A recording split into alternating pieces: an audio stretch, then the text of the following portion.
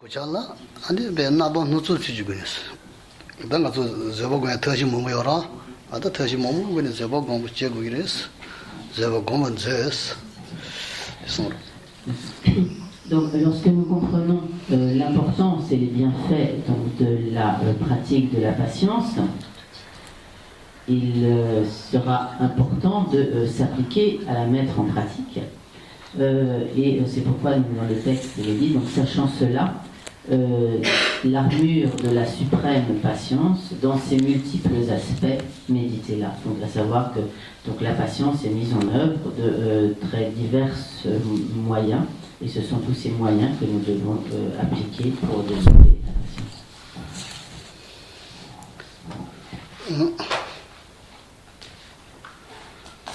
Tini zeben dans da demba, sta mambo no zeben zeben dans da demba. Et donc en réalité, donc en résultat de la pratique de la patience, nous récolterons donc, dans le futur, comme littéralement il est dit, comme la carnation de la patience ou comme le teint de la patience, le joli teint de la patience. 남의 조지에서 되는 여러 성도 조지에 비 시란 집안자지 비 미강아 비 라메 대버지고 해야 되는 무슨 뭐 진득이 생진 되어야 돼 생진을 편도제야다 되는 지금 요레스. Donc, sinon on peut prendre l'exemple du grand maître Joatisha, dont l'aspect était tel qu'en le voyant, spontanément, les êtres éprouvaient de la foi. Donc, en résultat de la pratique de la patience, on peut ainsi avoir ce genre d'influence positive sur les êtres, comme ce genre d'essence que nous avons de charisme.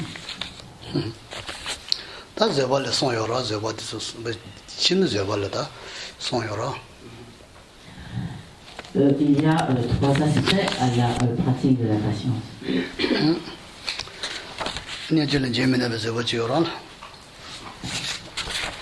On parle donc de la patience qui consiste à ne pas songer à rendre le mal. La patience de l'acceptation des souffrances. Et la patience de la détermination à la pratique du dharma.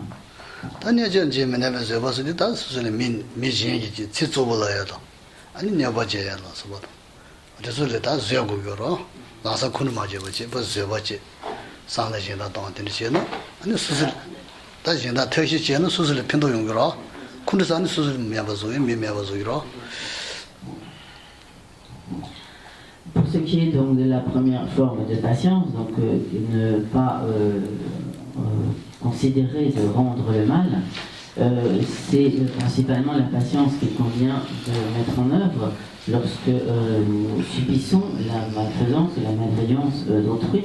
Et donc, au lieu de nous mettre en colère ou d'éprouver de la haine, de l'aversion, comme nous le faisons habituellement, il est important de développer la pratique de la patience de telle sorte que nous ne soyons pas du tout perturbés donc, par ces attitudes hostiles d'autrui.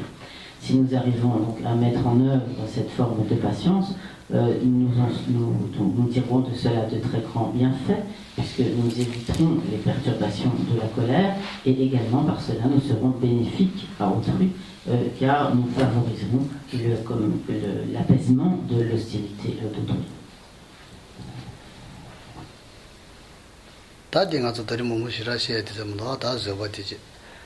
아다딘이 제가 고든 수수 계산 친구 열었다.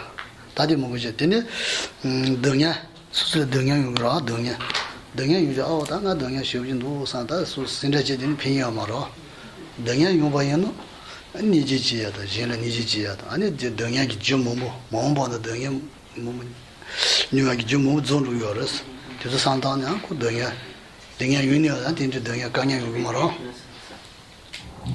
Donc, le deuxième aspect de la patience est la patience qui consiste à accepter la souffrance de manière donc cela va consister lorsque nous sommes donc confrontés à des situations donc douloureuses à donc ne pas être révolté par cette souffrance, mais utiliser en fait cette souffrance de manière à développer la compassion envers toutes les souffrances d'autrui, également donc à penser que grâce à ces expériences douloureuses, nous épuisons de nombreux potentiels karmiques négatifs, et également nous penserons que de ce fait, que ces souffrances sont le résultat d'actions négatives que nous avons commises dans le passé, et cela nous poussera à nous abstenir de telles actions dans le futur.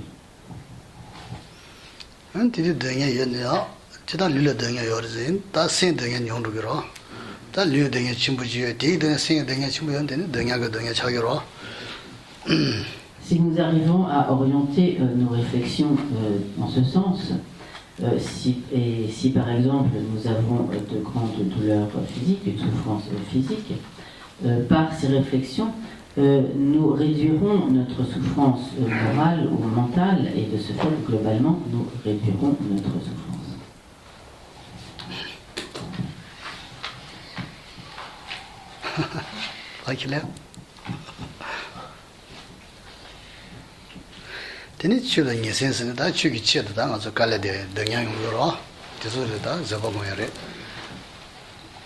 Le troisième aspect de la pratique de la patience, c'est la patience que l'on déploie dans la pratique du dharma, la patience comme de la détermination à la pratique du dharma. En effet, donc, lorsque nous nous appliquons à la pratique du dharma, cela requiert donc certains efforts, cela entraîne parfois certaines fatigues, certaines difficultés, et cette patience, cette forme de patience, donc, consiste donc à accepter les difficultés, comme affronter donc les difficultés entraînées par la pratique du dharma.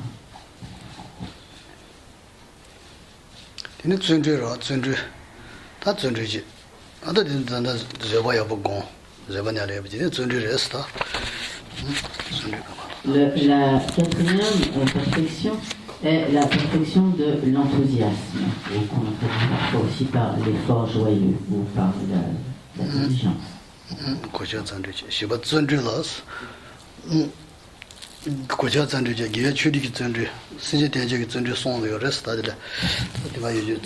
La pratique de l'enthousiasme comporte également trois aspects. L'enthousiasme que l'on appelle l'enthousiasme armure, l'enthousiasme à l'accumulation de dharma vertueux, et l'enthousiasme à l'accomplissement du bien des êtres.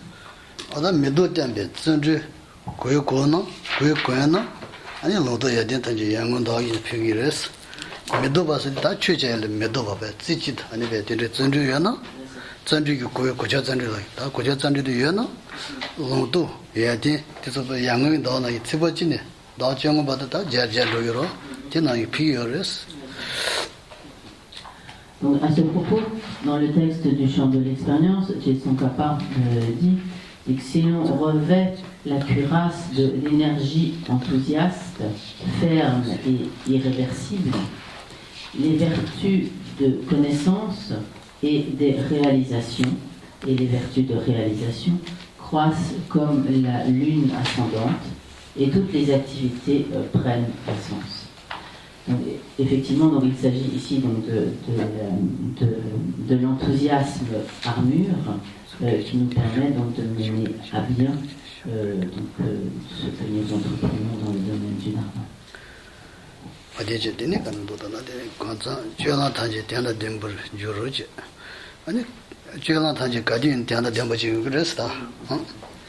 Et ainsi donc, grâce à cet enthousiasme, toutes nos activités, toutes nos entreprises, tous nos comportements littéralement prendront un sens ou auront vraiment une véritable signification.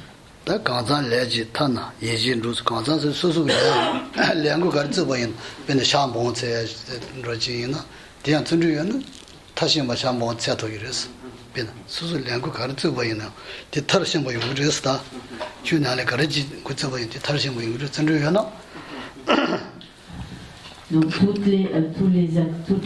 littéralement comme toutes les tâches engagées, comme littéralement comme tous les travaux engagés ou toutes les tâches dans lesquelles nous nous engagerons, quelles qu'elles soient, grâce donc à cet enthousiasme, parviendront à l'aboutissement souhaité. En effet, donc si nous avons en nous cet enthousiasme, par exemple, si nous nous engageons à la pratique de 100 000 prosternations, par la force de cet enthousiasme, nous arriverons à leur total aboutissement.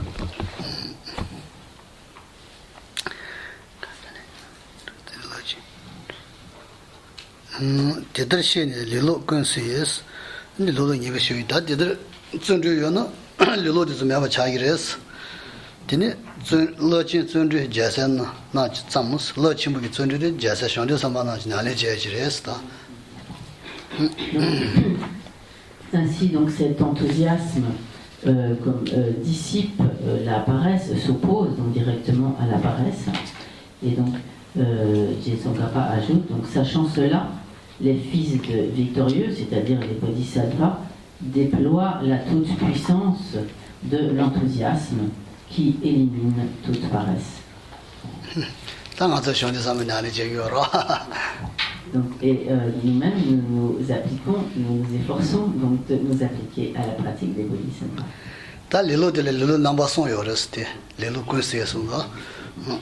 Donc, comme dit le texte, l'enthousiasme est ce qui triomphe donc, de la paresse. De manière générale, la paresse peut revêtir trois aspects.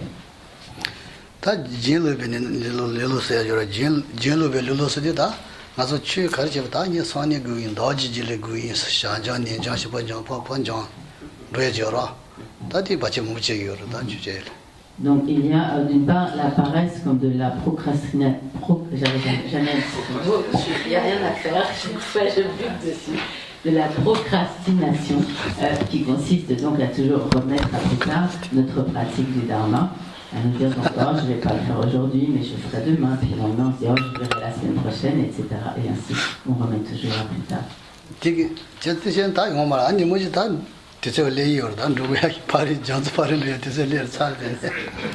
Et à force de remettre toujours à plus tard, finalement, la fin de cette vie arrive et on arrive de l'autre côté, on passe dans l'au-delà et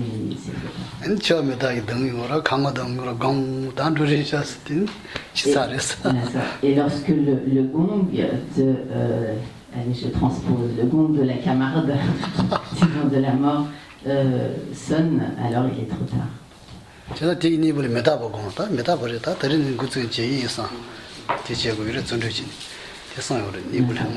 Et c'est pourquoi il est important aussi de méditer sur la permanence pour bien voir que nous nous leurrons lorsque nous nous disons que nous pouvons toujours reconnaître la pratique du dharma à plus tard.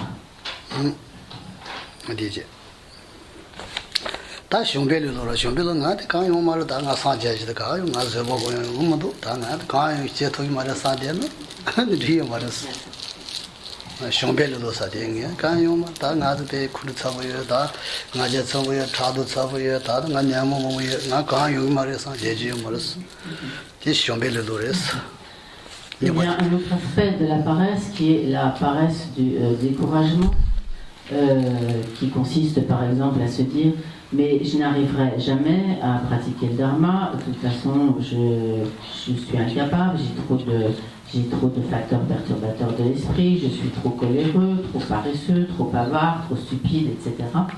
Et donc, ainsi donc, nous nous décourageons totalement, et donc cela est en fait une forme de paresse.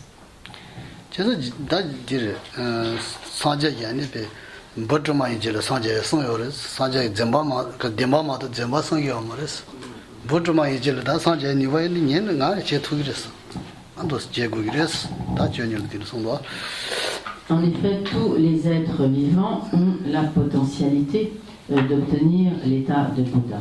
Et à ce propos, le Bouddha a souligné même qu'une fourmi avait cette potentialité d'atteindre l'état de Bouddha.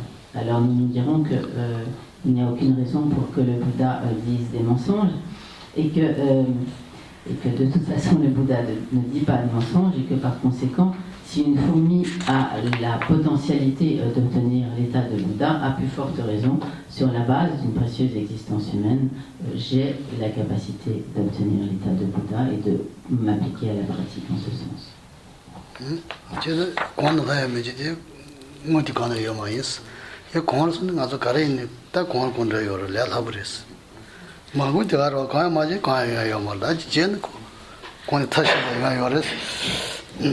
Donc, en effet, si nous nous efforçons à la pratique à présent, petit à petit, par la force de l'habitude, ce qui au départ peut nous sembler très difficile, donc par la force de l'accoutumance, nous deviendra extrêmement aisé.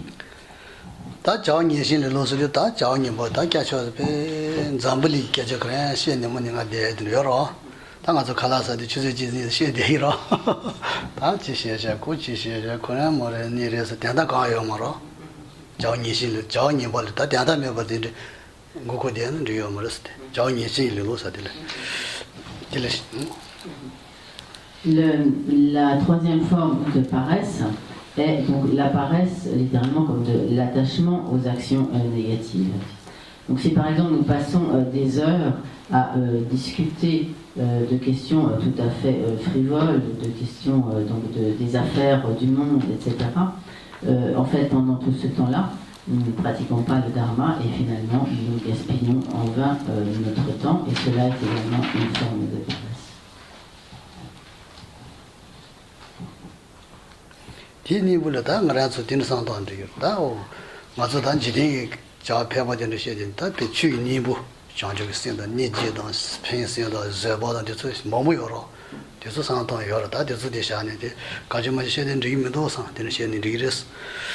Donc il serait bon à ce moment-là de nous dire que, au lieu de passer notre temps à nous soucier, donc pour nous occuper comme des affaires du monde, de politique, etc., il vaudrait beaucoup mieux utiliser notre esprit au développement de qualités, de vertus telles que donc, l'esprit d'éveil, la patience, etc.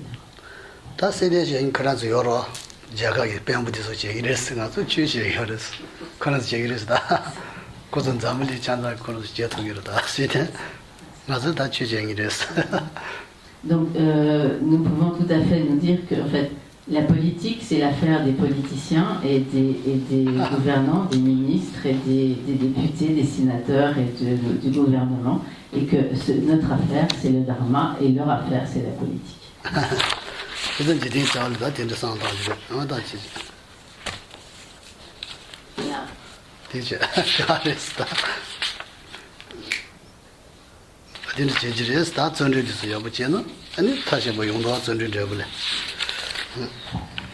Donc si nous mettons ainsi en œuvre l'enthousiasme, alors nous en récolterons de très nombreux bienfaits.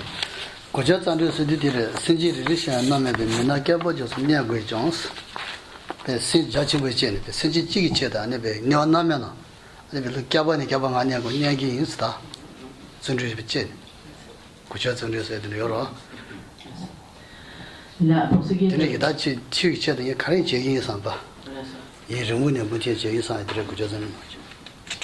donc l'enthousiasme de l'armure est ce qui nous permet de vraiment conserver comme de développer une détermination inébranlable. Par exemple, même si au point où nous pourrions nous dire, même si pour accomplir le bien d'un seul être, je dois demeurer pendant des temps infinis dans les enfers, je suis prêt à m'y engager.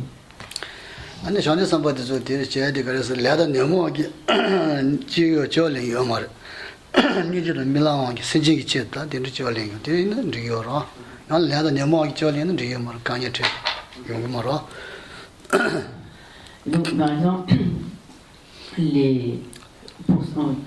en ce qui nous concerne, nous prenons naissance entièrement conditionnés, soumis au pouvoir du karma et des facteurs perturbateurs de l'esprit. Mais les bodhisattvas ne renaissent pas du tout dans les mêmes conditions que nous, ils renaissent motivés par le bien des êtres et par la force donc des souhaits et des prières formulés pour le bien des êtres.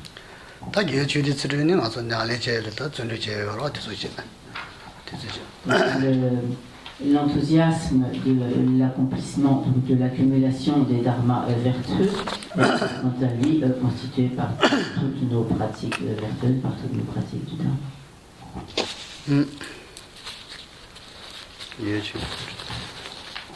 Donc c'est exactement celui que nous déployons dans toutes nos pratiques du dharma.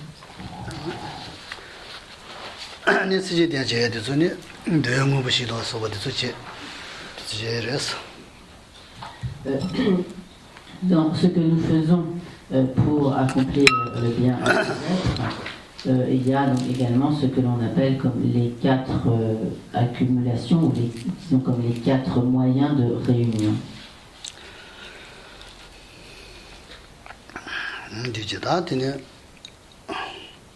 C'est des auteurs Sanghamas et Rinpoche.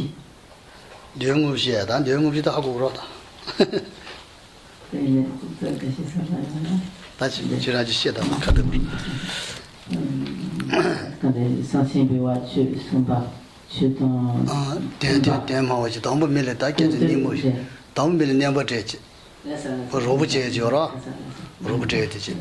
donc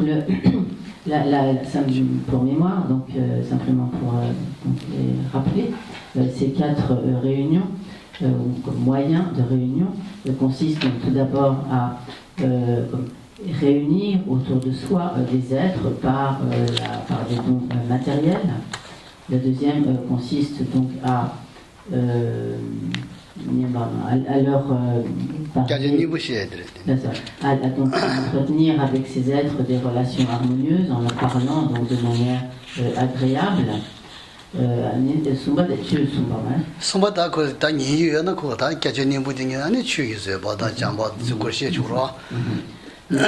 troisième donc consiste à donc leur enseigner le dharma de manière appropriée en fonction de ce à quoi ils sont réceptifs.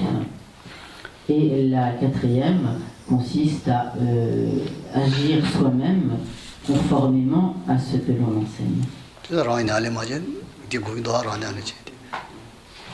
Donc Michel a déjà parlé de cela précédemment.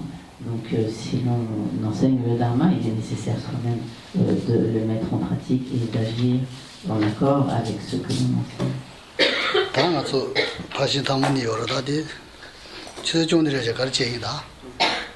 Donc il est midi, il reste 2 paramitas. Qu'est-ce qu'on fait? Comment? Matin? D'accord. Faut pas manger midi. Comment? Il y a une des paramitas, en effet, il me faudra un petit peu plus de temps peut-être.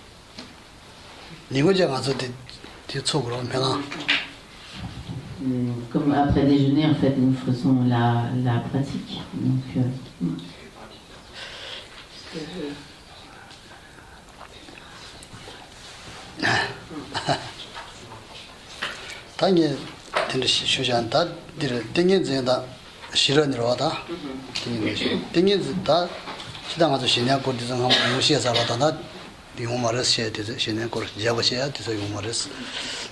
donc les 2 dernières perfections sont respectivement donc la perfection de la concentration, donc des dhyana, des états d'absorption, et la perfection de la sagesse.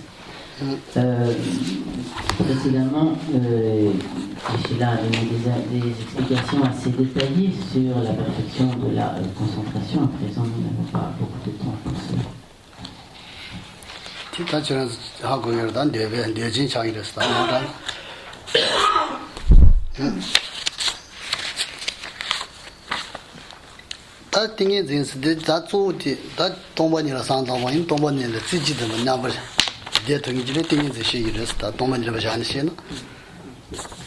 Donc,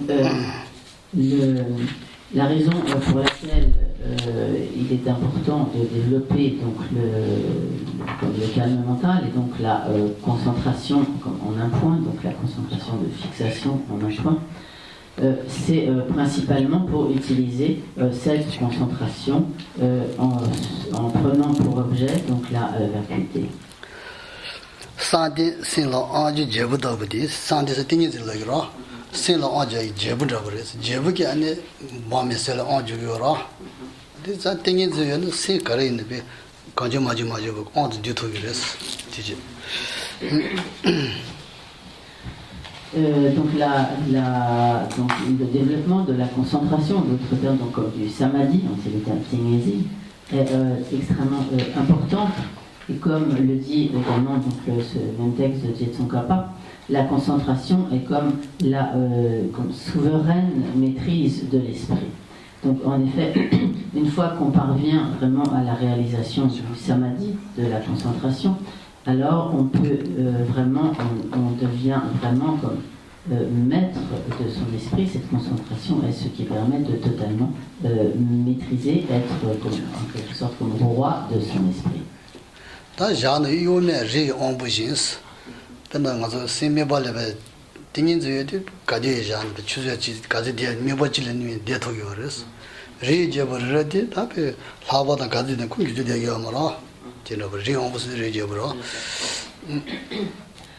Donc établi, toujours en parlant de la concentration, lorsque la concentration est établie sur son objet, ou le samadhi est établi sur son objet, alors il est semblable à l'immuable mont Méru, donc comme la souveraine, la reine des montagnes.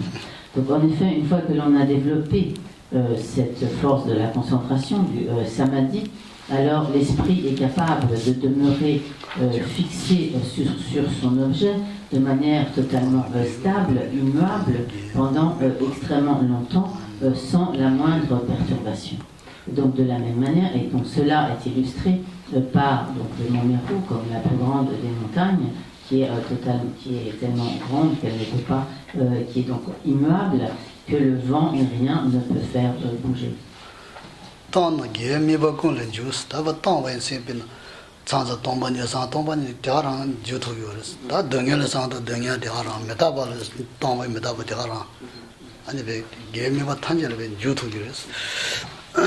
littéralement, le texte dit ensuite, changeant d'objet, elle se focalise sur tout ce qui est vertueux.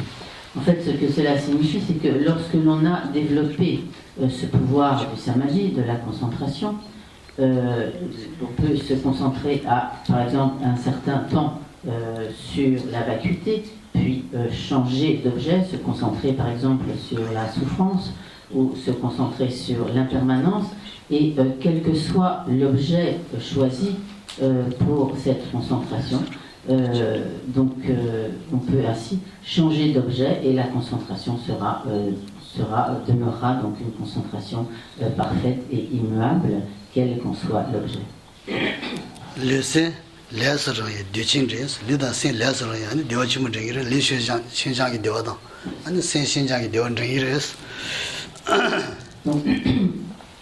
donc ce samadhi, cette concentration entraîne la grande félicité du corps et de l'esprit dispos et léger. Donc en effet, lorsque l'on a développé cette concentration, ce samadhi, alors on parvient donc à l'expérience de l'aisance, aptitude, ou encore comme de la maniabilité, qui fait que le corps et l'esprit sont parfaitement disponibles et légers et ne ressentent pas de fatigue.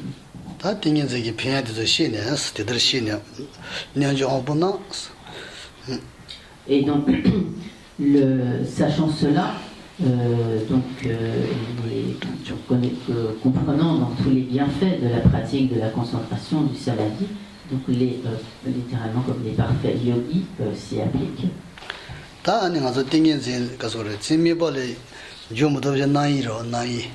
나이 단종 스타팅이 이제 나이 다tin 종요레스 나이 다나이다 가서 신팅이 제가 큰 종요로 신 레저로 어디 가죠 다 팅이 이제 요노 나이 다디 큰 종요레스 나이 단종 팅이 제도 팅이 이제 제도 팅고레스 다 냐리 제고레스. Donc ce qui fait principalement obstacle au développement donc, du samadhi, ce qui est comme l'ennemi du samadhi, c'est la distraction. Et donc, plus on développe donc la concentration, le samadhi, et plus on élimine la distraction ennemie. C'est pourquoi, donc, dans la suite de ce texte, il est dit, donc, sachant cela, les parfaits yogis s'exercent continuellement au samadhi qui détruit la distraction ennemie.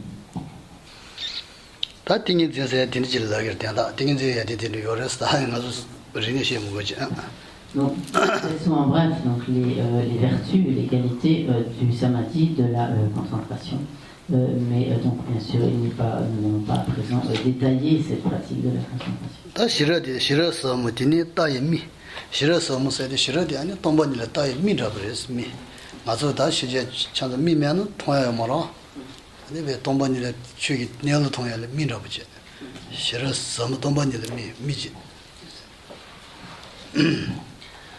Pour ce qui est ensuite donc, de la perfection de la sagesse, dans ce même texte, donc, il est dit que donc, la sagesse est l'œil qui contemple la profonde incité, ou en d'autres termes, la profonde nature ultime et la vacuité. En effet, donc, si nous n'avions pas Dieu, donc nous ne pourrions pas voir, et donc la sagesse est comparée à l'œil qui nous permet de voir, et en l'occurrence, ce que voit la sagesse, c'est donc la vacuité, la nature ultime, le mode d'existence profond des phénomènes.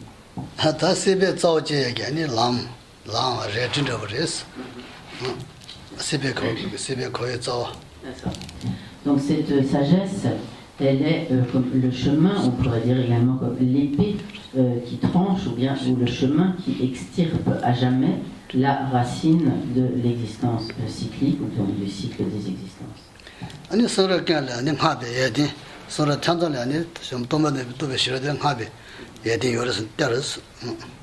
Donc cette sagesse, ici donc la sagesse qui réalise la vacuité, est un trésor de vertu loué dans tous les textes sacrés.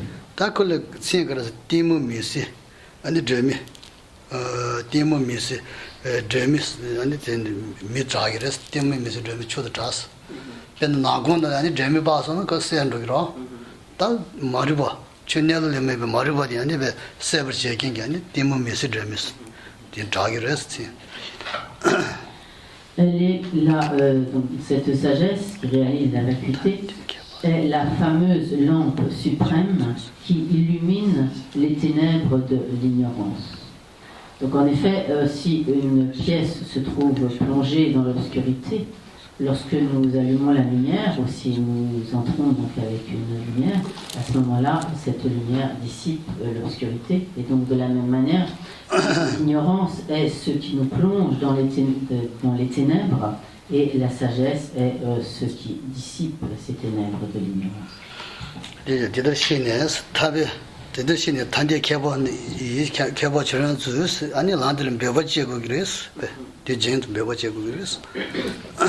Donc, sachant cela, donc comprenons tous les bienfaits du développement de la sagesse. Le texte donc poursuit: employez-vous par de nombreux efforts à produire ce chemin des sages qui aspirent à la libération.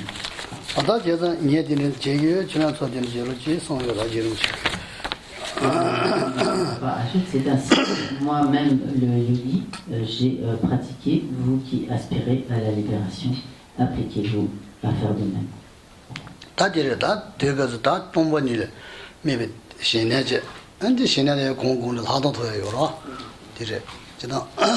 Ainsi, lorsqu'on a développé la concentration, donc le calme mental, le samadhi, il est important de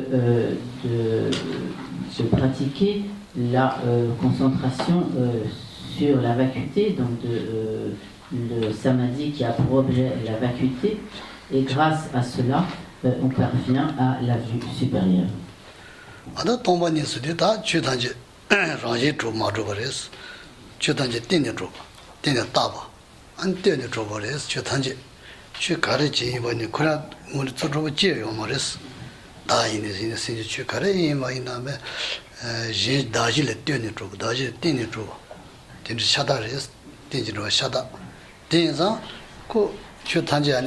그런 문제 설 줘봐 지어요 말이스. 도배바 다바다 아니 다질 때네 진짜지 단위자도 요래스.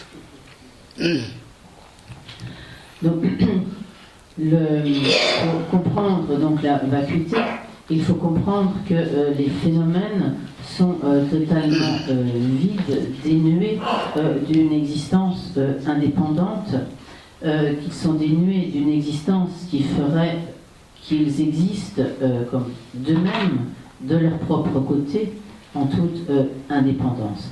En réalité, les phénomènes, quels qu'ils soient, donc qu'il s'agisse comme du soi de la personne, de l'individualité des personnes, ou qu'il s'agisse donc des phénomènes autres que l'individu, tous les phénomènes n'existent qu'en interdépendance.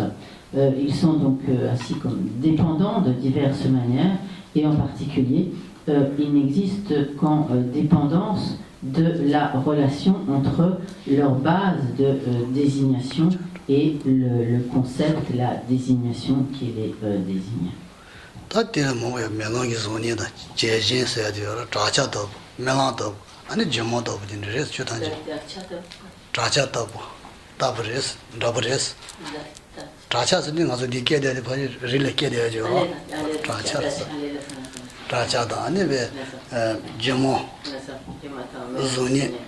ngazo da shigun tari ngazo domba thong yoro shigun domba ni ngonya domba marya chida chena zoni di zoni chini ba chagyo marya ngazo ti thong yoro chu tanje rangone madu ba rete ngara chu rangone troba ba chudu troba kra ba ti thong yores. Et en fait, bien que les phénomènes n'existent pas avec une existence inhérente, comme existant de leur propre côté, avec une nature inhérente, intrinsèque, ils nous apparaissent avec donc cette apparence d'une existence inhérente, et nous apparaissent comme existant de leur propre côté, existant en eux-mêmes. Mais en réalité, ils n'existent pas de cette manière, et en fait leur mode d'existence est semblable à l'image reflétée dans un miroir, ou encore à l'illusion, ou encore à l'écho à l'écho que nous renvoie la paroi de la montagne. Donc dans ces exemples, par exemple lorsque nous voyons notre visage, le reflet de notre visage dans le miroir, ce reflet apparaît, donc cette image apparaît comme notre visage, mais elle n'est pas vraiment notre visage. Et il en va de même donc, dans les autres exemples qui sont donnés. Et les phénomènes nous apparaissent avec une certaine apparence, donc avec cette apparence d'une existence de leur propre côté comme existant en eux-mêmes de manière autonome, inhérente, mais ils n'existent pas en réalité de cette manière.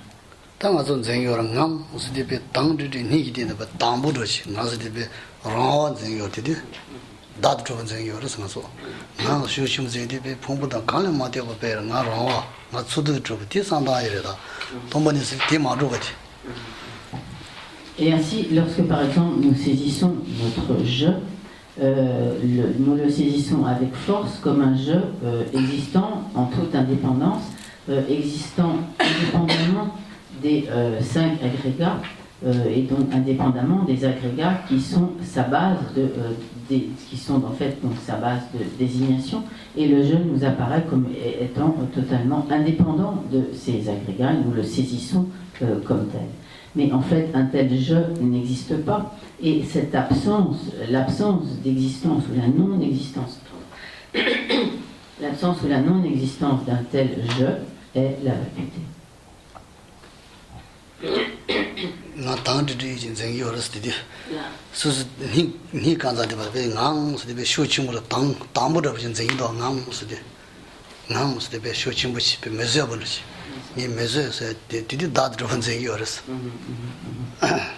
Et donc, nous saisissons donc notre foi, le soi, pardon.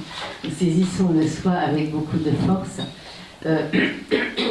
comme s'il existait en tant que quelque chose de vraiment solide, tangible, quasiment comme concret. Et par exemple, nga tangbuchi, tangbuchi, nikti, nga meseba, tape shubuchi. Et par exemple, donc, lorsque nous rencontrons une situation adverse, comme quelque chose de brutal, alors immédiatement nous nous disons mais je ne peux pas le supporter, ou cela m'est insupportable, et à ce moment-là, nous saisissons ce moi vraiment avec force, comme s'il existait en toute indépendance. Très sérieux, c'est ça?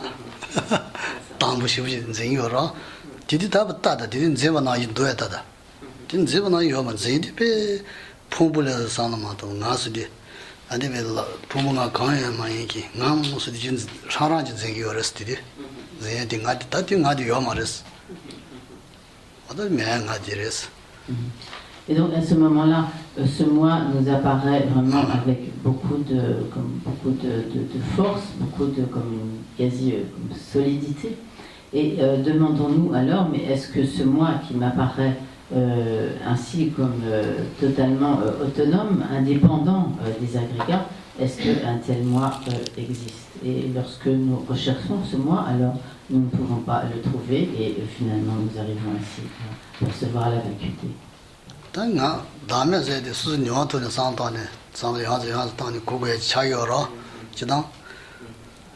Donc, le non-soi est quelque chose que l'on doit vraiment arriver à percevoir comme par sa propre expérience, grâce à ses propres réflexions.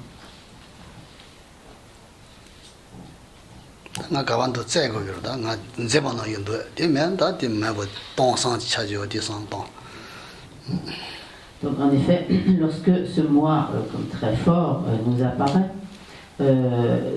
demandons-nous, est-ce que ce moi tel qu'il m'apparaît, tel que je le saisis, est-ce que ce moi existe? Et donc lorsque nous le recherchons de diverses manières, nous finissons donc par, au bout de nos investigations, nous finissons par ne pas trouver donc, ce moi, et à ce moment-là, il ne reste qu'un vide, et ce vide est la vacuité. Ce seul vide est la vacuité sur laquelle il convient de méditer. Donc,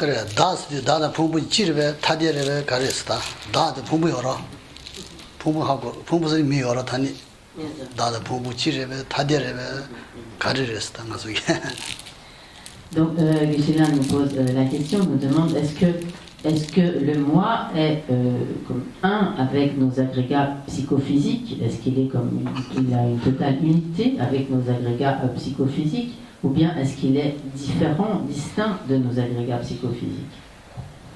Ni l'un ni l'autre. L'autre? Ni l'un ni l'autre.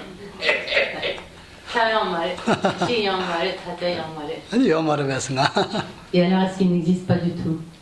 Bah oui.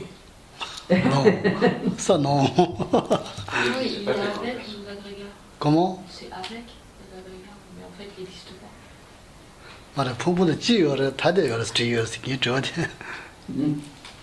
Donc, est-ce qu'il est un ou distinct des agrégats? Des agrégats psychophysiques ou du corps et de l'esprit, si on préfère. Michel, qu'est-ce que c'est?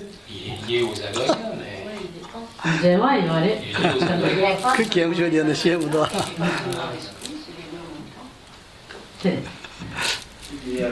Exclusivement fort. C'est ici qui est Nikare, c'est tout. Ni tirevès, da pombo ni tirevès. Tirevès, on a. Il est sur la base des agrégats. Oui, il est pas sur la base. Il n'est pas que les agrégats, et il n'est pas que l'esprit non plus. Un, c'est ça? Les agrégats. Agrégat, moi, un. Ni un ni deux, Non. C'est pas possible. Un, deux, pas possible. C'est ensemble et séparé. Ah, Ensemble, c'est pareil. Oui, mais si, puisque ça se sépare. Ici. Un peu débat. Non, en fait, c'est lui-même. toi c'est ensemble, toi c'est séparé. Mais C'est non. pas ensemble, c'est séparé. Mais Non, si, c'est pas bon. 다 제가 지금 이랬다. 간사. 다 가시다 미셔야.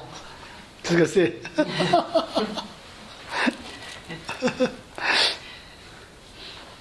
부부의 지인은 다 가서다. 부부의 지인은 부부가 요를 다가 요를 타기랬다. 그래서 보통 요랬다. 와딘다 라고. Si l'on considère que le moi est comme un avec les agrégats, avec les 5 agrégats psychophysiques, Alors, comme il y a 5 agrégats, il devrait y avoir 5 je ou 5 moi. 5 Philippe, pas facile, non? Toi, ouais. Peut-être c'est bien en travail, en tranquille, dormir, en fatigue,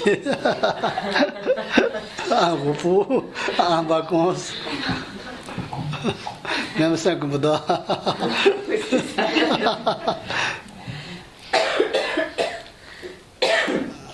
Tiens, Maris, ta pompe tani yoris, ta pompe de mochi la yor. Chi Maris, taderis, pompe de ngan taderi, chi Maris, ina pompe de mochi is, ta poni mochi is. Inattetu mochi sayate tanto jese gyana mato yan tigyo tan kabo masu kha 다 지난 지 리셔지 되는 거. 아, 너무 지성 와 아닌 거네, 이제. Et donc, le moi n'est pas un avec les agrégats, mais donc il est dépendant des agrégats et il existe en tant que désignation sur la base donc, des 5 agrégats psychophysiques.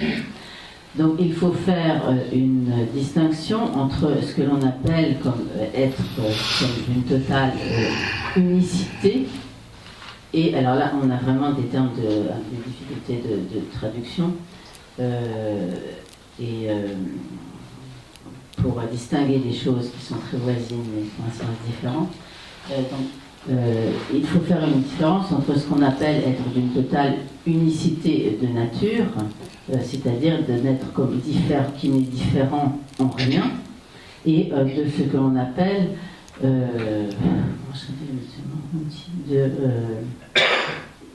d'avoir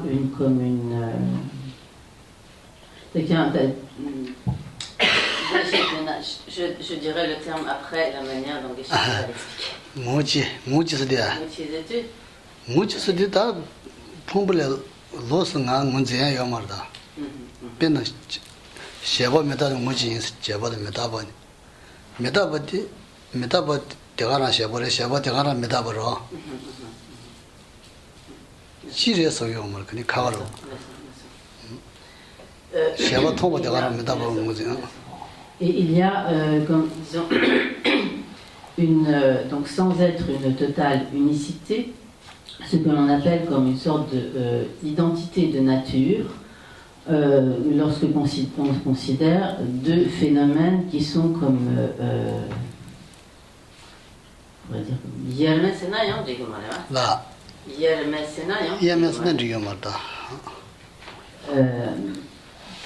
qui sont Qui sont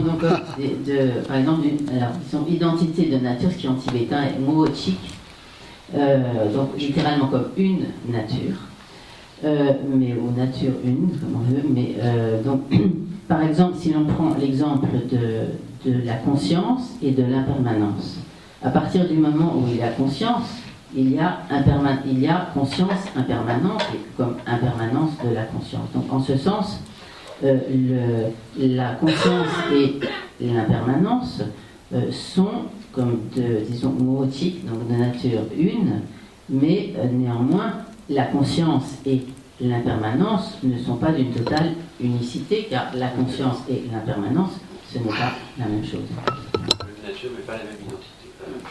Oui, quelque chose comme ça. Après, il faut réfléchir Ton histoire de séparer ensemble, c'est un petit peu ça, non? Non, quand on parle de, par exemple, quand on parle de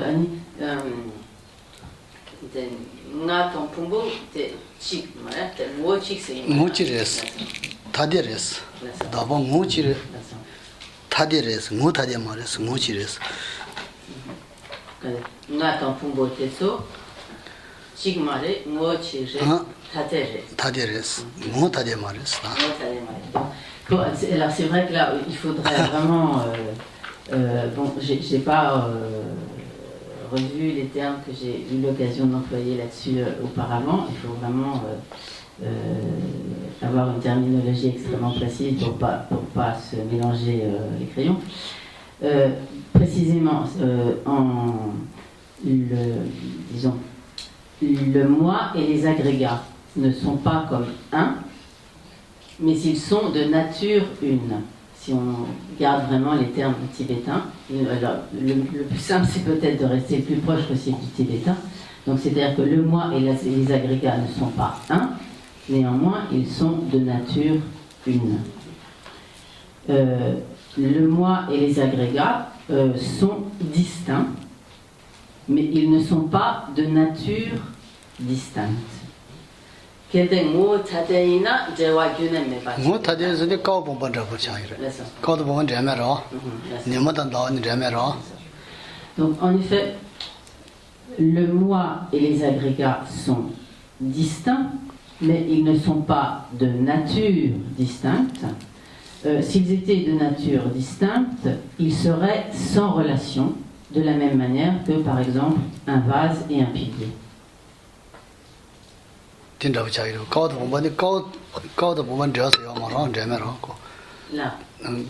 est-ce que c'est clair?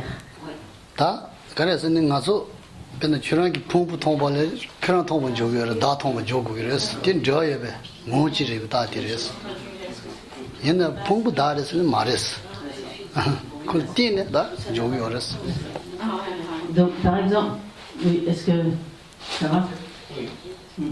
Par exemple, si on voit le corps de Marie-Thérèse, on voit Marie-Thérèse parce que l'agrégat de l'agrégat physique et Marie-Thérèse sont donc de nature une. Ouais. Marie-Thérèse qui sous-botant Marie-Thérèse, moi aussi, hein?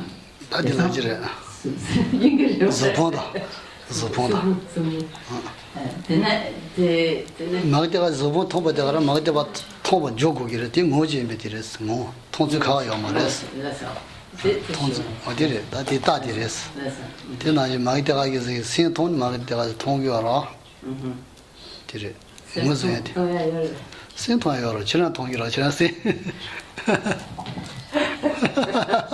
사제기 통일하니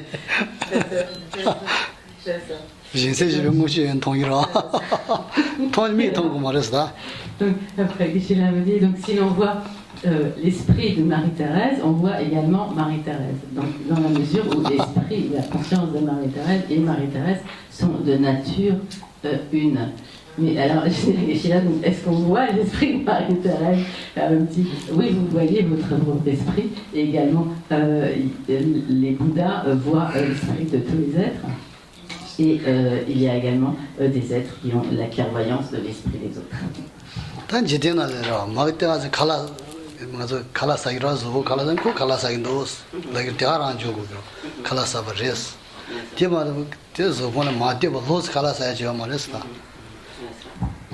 Et donc, lorsque Marie-Thérèse mange, donc en fait, lorsque lorsque la main de Marie-Thérèse écrit, on va dire donc Marie-Thérèse écrit. Et cela parce que sur la base de désignation de la main qui écrit, on peut donc légitimement imputer donc le nom de Marie-Thérèse parce que donc la main et Marie-Thérèse sont de nature une. Mais en dehors, mais il n'y a pas de main qui puisse écrire à ce moment-là, indépendamment de Marie-Thérèse, et il n'y a pas de Marie-Thérèse écrivant qui puisse exister indépendamment de la main qui écrit. Par exemple, je suis malade parce que ma malade tête, je suis pas bien parce que l'esprit n'est pas bien. Je suis très fort parce que le corps est très fort. Comme ça, non? Tant que je suis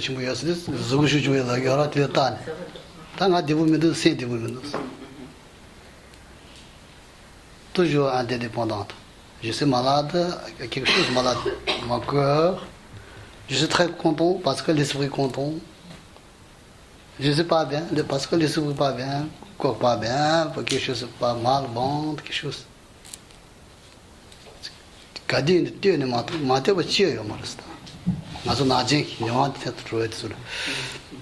Donc en fait, donc il y a une partie que j'ai pas besoin de traduire. En fait, par cela, nous voyons que le moi, le je, n'existe toujours qu'en dépendance de la base d'implication. Donc dans les exemples que Geshe-la a donnés, par exemple, nous disons j'ai mal à la tête, le je a mal à la tête en s'appuyant sur la base de la sensation douloureuse du mal de tête, ou lorsque nous disons je ne suis pas bien, je suis triste, le je est alors imputé sur la base de la sensation douloureuse mentale, qui est de tristesse ou autre. Et donc, lorsque nous disons également donc, je suis très fort physiquement, c'est sur la base donc, de la condition physique, des capacités physiques, que l'on va imputer le je, dont on dit que le je est fort. Je suis très grand parce que le corps est très grand. Je suis très petit parce que le corps est très petit. Je suis très beau parce que le visage est beau. Je suis très riche parce que peut-être dans le banque, quelque chose comme ça. Parce que je suis très content, parce que l'esprit est content, que je suis content. Je suis content parce que je suis content, parce que je suis content, parce que je suis content, parce que je suis content. Rimbo yen tondon ti tondon ni rimbo se jora yabu se dual ni yabu amo se pu men amo ya yo mara pala se pu ti jena gigin se gitu me wa gigin yo mara te se te jeng tu yo ka nga ti ma to ro ti che yo nga se ka di ni ma de ba ro ha de yo res. Et donc ainsi le je n'existe toujours qu'en dépendance de sa base de désignation. Il n'existe donc que par interdépendance, par dépendance. Donc lorsque nous disons je vais, c'est sur la base du mouvement de notre corps que nous disons que nous allons, etc. Lorsque nous disons je mange, c'est sur la base de ces mouvements, etc. que nous disons je mange. Lorsque nous disons je suis content, etc. c'est sur la base de la sensation, du sentiment de la sensation plaisante, mentale, que nous disons, donc je suis content, que le je est désigné en tant qu'un je qui est content, etc. Et ainsi, donc, nous n'existons toujours qu'en dépendance. Et de la même manière, par exemple, le court n'existe qu'en dépendance ou relativement à ce qui est long, le grand n'existe que relativement à ce qui est petit, et le petit relativement à ce qui est grand, etc. Et ainsi, donc, tout cela n'existe que de manière relative en interdépendance.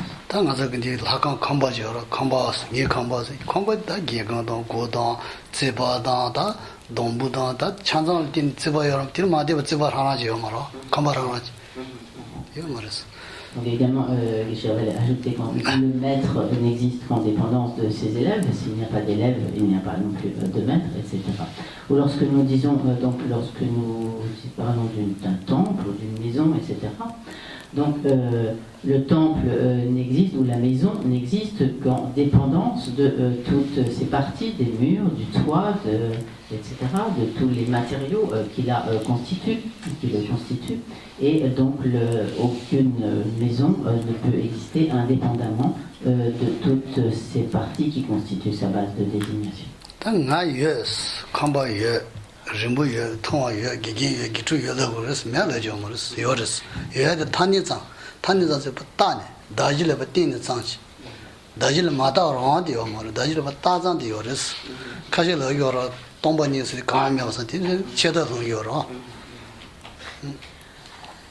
Mais toutefois, il y a bien un je, il y a des maîtres, il y a des maisons, il y a des êtres, il y a donc ainsi ce qui est.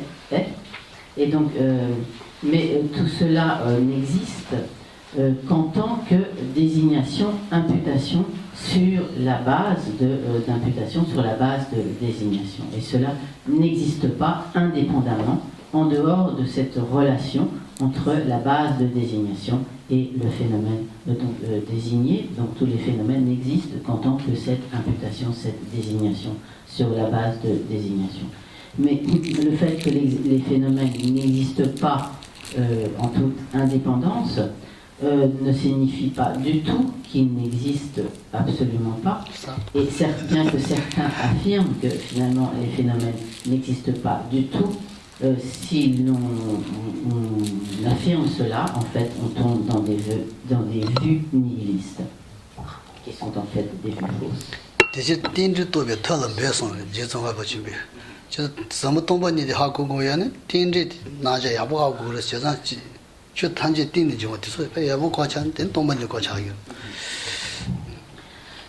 À ce propos, donc, Je Tsongkhapa dit comme efforcez-vous à la méthode qui permet de réaliser l'interdépendance. Donc, en effet, donc, lorsque l'on parvient à la compréhension de la vacuité, très aisément, on parviendra à la compréhension du fait que les phénomènes existent uniquement en interdépendance.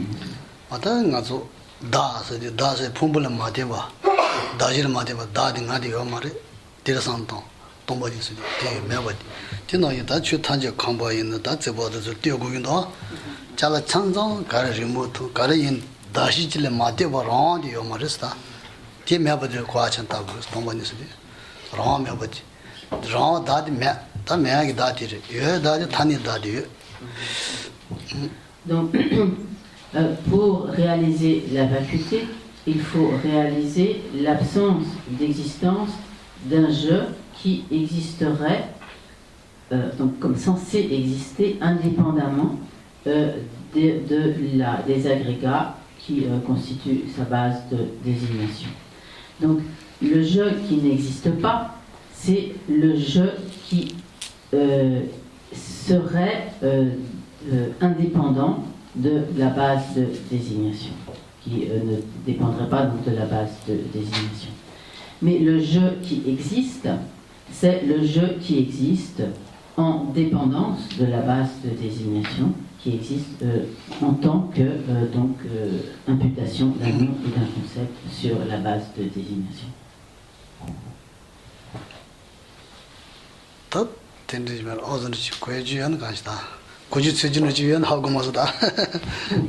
Michel, ne sais pas si nous avons pu comprendre un petit peu quelque chose, mais... Il peut donner un exemple de la totale unicité de nature, du coup l'inverse de ce qu'on vient de voir.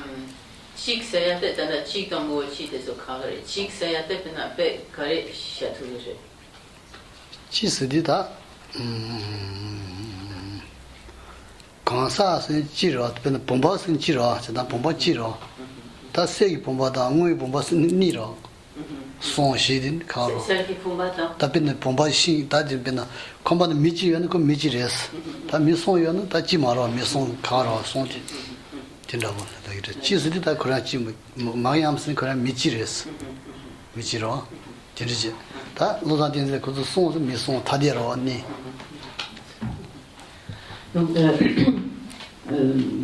un phénomène qui a une totale une unicité de nature, c'est en fait le phénomène lui-même. Par exemple, Mariana est une, Anila Santendi est une.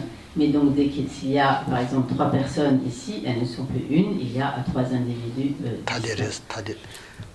distincts, différents, distincts.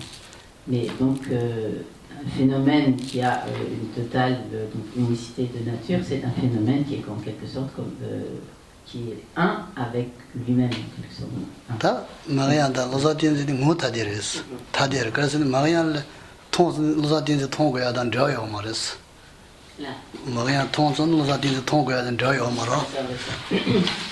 Par exemple, Mariana et Los Angeles sont distinctes et elles sont également de nature distincte, car on peut très bien voir Mariana sans voir Anila, 바 inversement, 저요 말했어. car elles sont en fait sans relation. 다 마리아게 저번 통선은 마리아 통고야 줘라. 근데 저요 무지르스. Mais lorsque l'on voit Mariana, on voit la forme physique, le corps de Mariana, parce que le corps de Mariana et Mariana sont de nature une.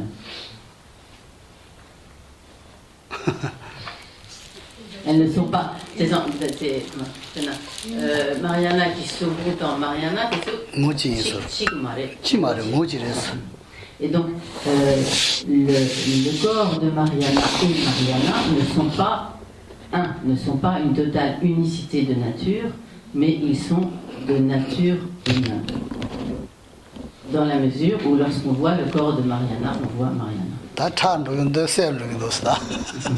Parce que ça est plus compliqué ou plus clair. Alors, quelle est l'unicité Oui, de la alors, nature il vaut mieux que tu laisses comme j'ai essayé d'expliquer au départ, mais il vaut mieux garder les termes de un et de nature une, parce que sinon on ne sait plus de quoi on parle. Donc là, quand j'ai employé le terme de totale unicité de nature, c'est dans le sens de ce qui est un. Ah, ok. Voilà. D'accord. Oui. D'accord. C'est clair? Oui. Oh, Voilà, c'est c'est bien. en fait Les termes, en fait. ma traduction qui est un peu employée.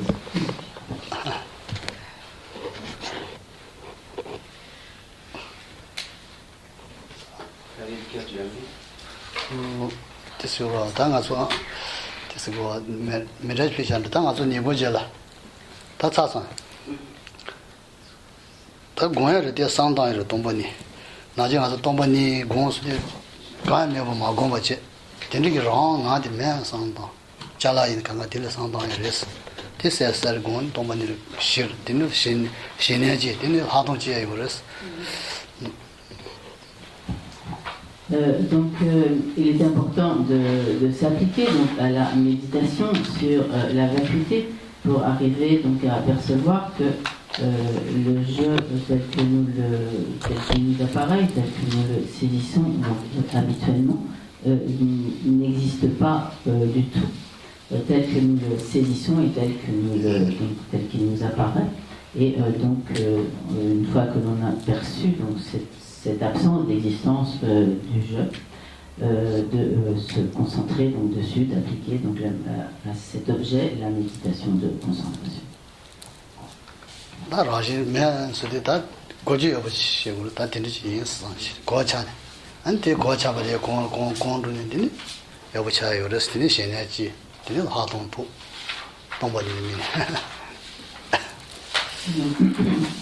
Il est important d'arriver donc à la perception à cette perception donc de l'absence d'existence inhérente du soi, donc de cette perception du non-soi, et de se concentrer donc sur ce non-soi jusqu'à faire de manière à faire croître la sagesse.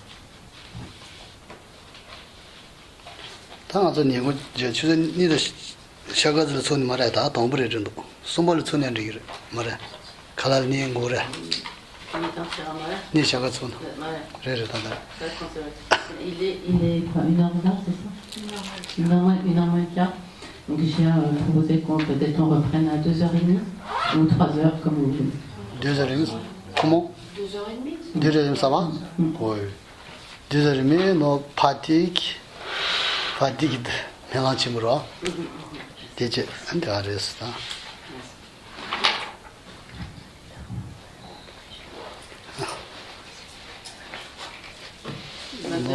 현재 쉬디. 현재 쉬디 도죠.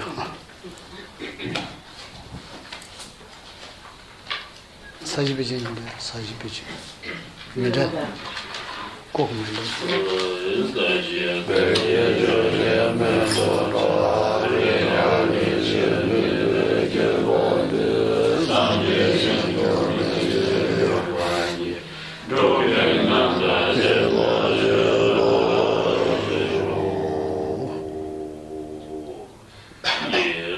Guru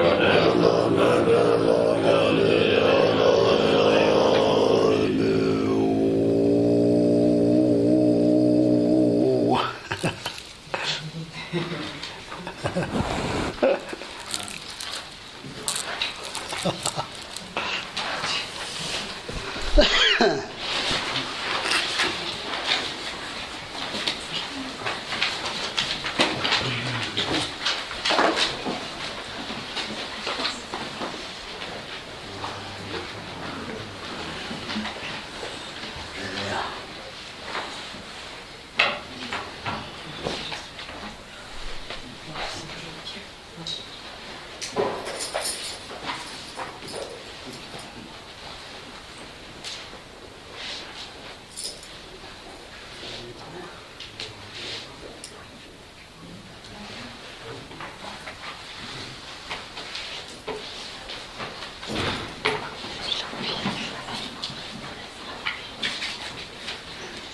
je sais pas pourquoi celui-là il s'arrête. Je